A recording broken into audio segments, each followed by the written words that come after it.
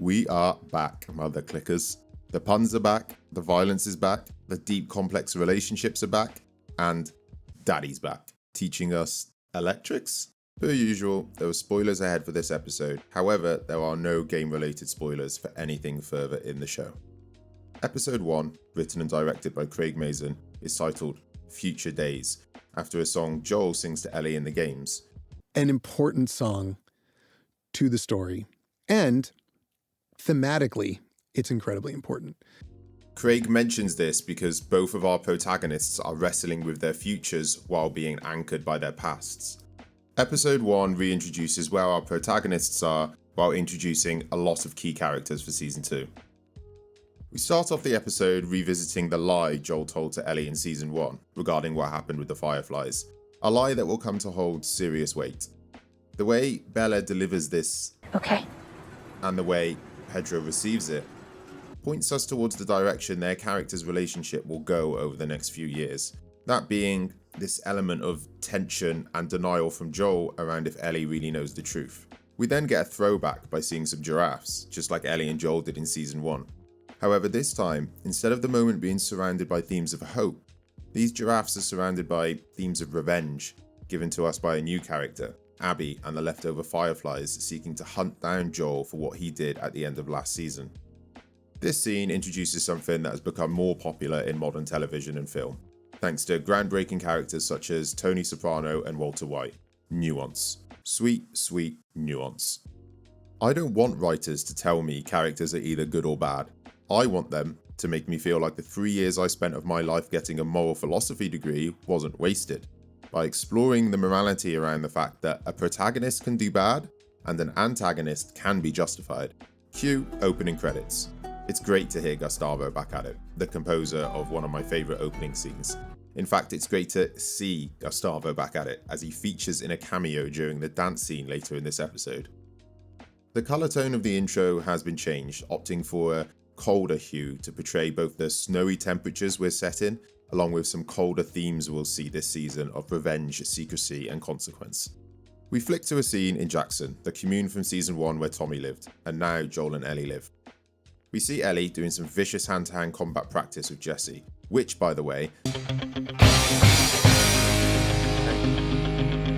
Bella Ramsey trained for months in preparation for this, perhaps just to be able to kick Joel's ass because she is angry with him and everybody wants to know why.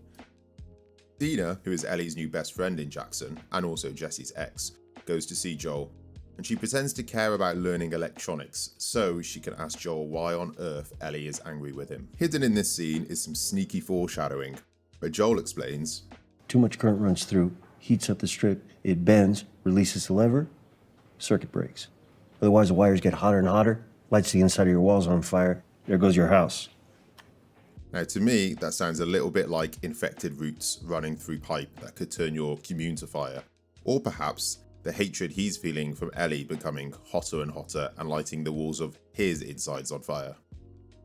Later on, in Joel's therapy session, we meet his therapist Gail, who is played by Catherine O'Hara. Vince Gilligan, director of Breaking Bad and Better Call Saul, has a theory that comedic actors make the best dramatic actors because, amongst other reasons, they understand timing. Craig Mazin specifically calls to this theory during the podcast when mentioning their casting choice, and it really pays off here. Gail is drunk this early in the day and bluntly telling Joel that she hates him for killing her expert weed-growing husband. Iconic, to be honest. This, of course, further adds nuance and thought to the idea that our all-shining protector from Season 1 may not be so admirable after all. Or perhaps his reasons were real and necessary. There's that nuance. Gail then confronts Joel about the way he keeps discussing Ellie growing distant to him.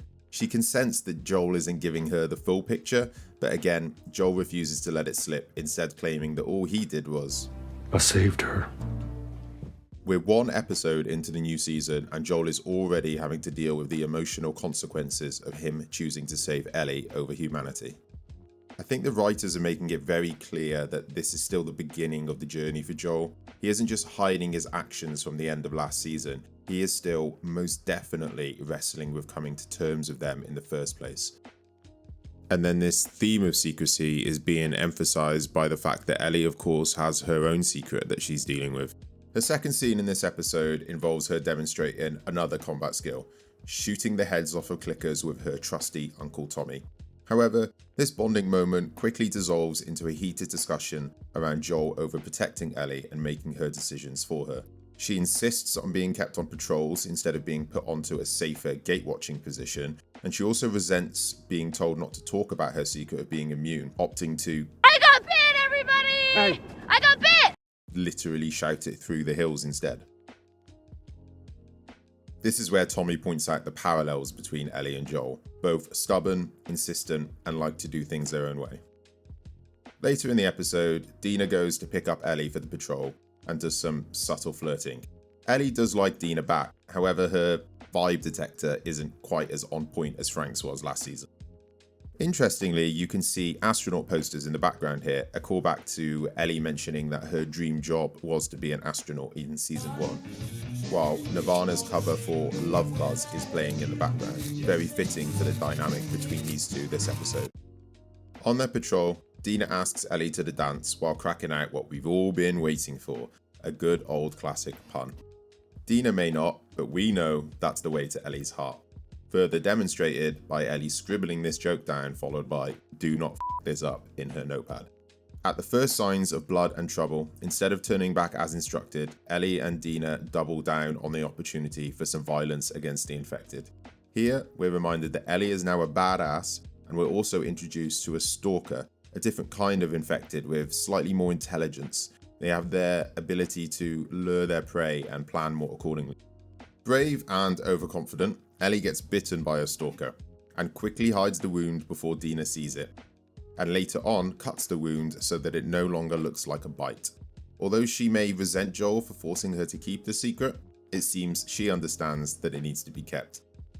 We then move on to the community dance that Ellie reluctantly goes to. Ellie gets drunk, Dina gets high, and they begin to dance in the middle of the room. The chemistry is laid on thick, and when everybody starts to stare, they start to kiss. This is where our resident homophobe, Seth, tells them that it's a family event and in fact hurls a slur at Ellie and Dina. Our new empowered badass Ellie goes to confront Seth. However, before she gets a chance, Joel's fatherly instincts kick in and he pushes Seth over, telling him to leave. This is where Ellie lashes out at Joel, insisting she does not need his help. The events throughout this episode, Jesse making people go easier on her out of fear for Joel, Joel insisting that she goes on gate watch instead of patrol, and Tommy telling Ellie that Joel and him fighting the infected is different to Ellie and Dina doing it. It all builds up to this boiling point of Ellie wanting so desperately to be treated as an equal instead of a child that she lashes out at Joel for standing up for her.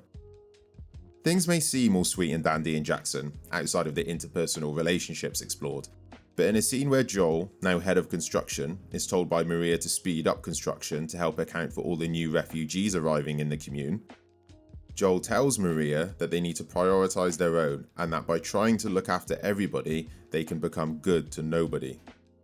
But this is where Maria politely reminds Joel that he was once a refugee, hitting our characters with another complicated moral dilemma and a bit more of that sweet nuance.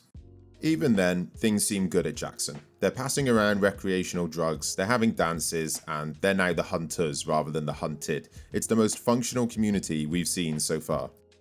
However, the episode ends by setting the stakes for the rest of the season, showing us two threats that are to come to the Jackson commune.